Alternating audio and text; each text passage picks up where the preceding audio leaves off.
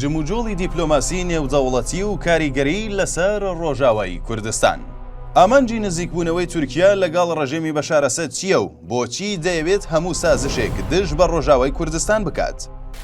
رووسیا و ئەسەد بۆچی دەیانەوێت عەفرین و سەرەکانی و ئیدلێب لەژێر دەسەڵاتی گروپە توندڕەوەکانی سەر بە تورکیا دەربهێن و بیخەنەوە ژێر دەسەڵاتی ڕژێمی سووریا؟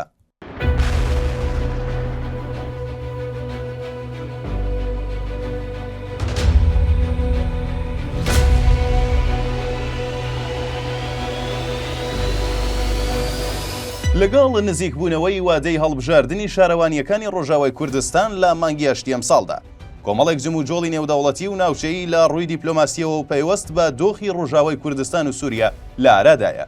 ئەگەرچی لە 2 ساڵی ڕابردوو رووسیا بەهۆی سەرقاڵی جەنگی ئۆکراینیا تا ڕادەیەک دۆخی سووریای ڕاگرت بوو، جۆرێک لە ئارامی سیاسی و سەربازی لە سووریادا هاتبووە ئاراوە، بەڵام وردە رووسیا هەوڵ دەدات کە جوڵەیەک بخاتەوە ناو گۆڕەپانی سووریا، بەتایبەت کە جێگیری دۆخی سووریا ئەگەر بەم شێوەیە بەردەوام بێت لاوازتربوونی ڕژێمی بەشار ئەسەدی لێ دەکەوێتەوە، کە بێگومان رووسیاش خوازیاریەوە نییە. بۆیە رووسیا بە جوڵە سیاسی و دیپلۆماسیەکان لە هەوڵی ئەوەدایە بە جۆرێک پێگەی بەشار ئەسەد و ڕژێم بەهێز بکاتەوە. هەموو بەهێزبوونەوەیەکی ڕژێمی ئەسەد لە ئێستادا پەیوەندیدارە بە لاوازکردن و بێڕۆڵکردنی گروپە ئیسلامیە توندڕەوەکانی عەفرین و ئیدلێب، چونکە هەتاوەکو ئێستا ڕژێمی ئەسەد کۆنتڕۆڵی ئەو ناوچانەی بەدەستەوە نییە و ئەو گروپانە تاوەکو لەو ناوچانە بن هەر مەترسی و هەڕەشە دەبن بۆ سەر حکوومەتی بەشار ئەسەد. بە مەبەستی بەدیهێنانی ئامانجی بەهێزکردنەوەی حکوومەتی بەشار ئەسەد لە سووریا، رووسیا دەیەوێت تورکیا ڕازی بکات بە ئاوازهێنان و دەستبەرداربوون لەو گروپە تێرۆریستیانەی کە لەو ناوچانەدان. تورکیاش بۆ ئەم پرسە لاری نییە، بەڵام مەرجی هەیە و مەرجەکەش خۆی دەبینێتەوە لەوەی کە سەرەتا پەیوەندیەکانی لەگەڵ حکوومەتی بەشار ئەسەد ئاسایی بکاتەوە لەلایەک و لەلایەکی دیکەشەوە ئاساییکردنەوەی ئەو پەیوەندیانە بکاتە بنەمایەک بۆ گەڕاندنەوەی سەرجەم ئاوارە سووریەکان بۆ ناو سووریا کە لە ئێستادا ڕژێمی سووریا بەما ڕازی نییە.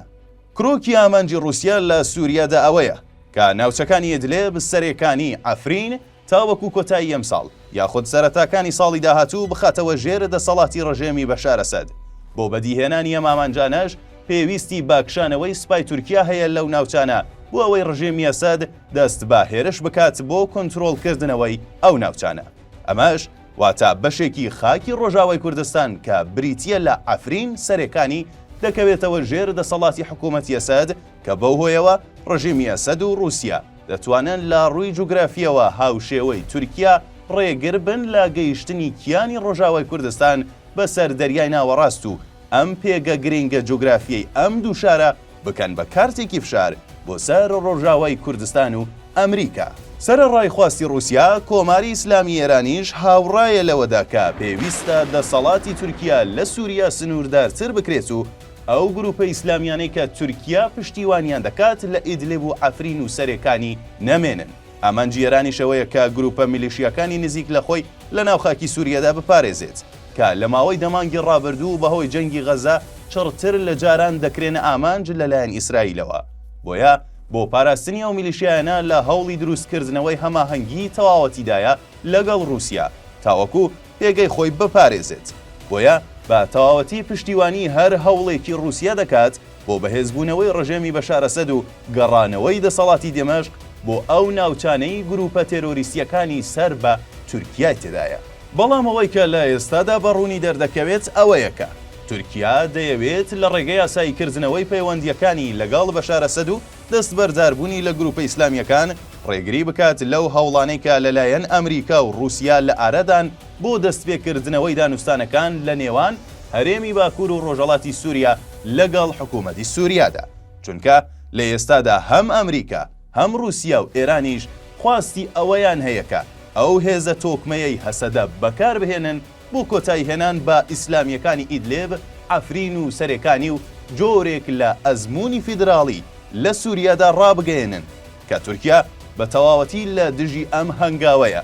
هەر بۆیە ئامادەی هەموو سازشکردنێکە بۆ حکوومەتی سووریا و رووسیا و تەنانەت ئێرانیش بۆ ئەوەی ڕێگری لەو نزیک بوونەوەی.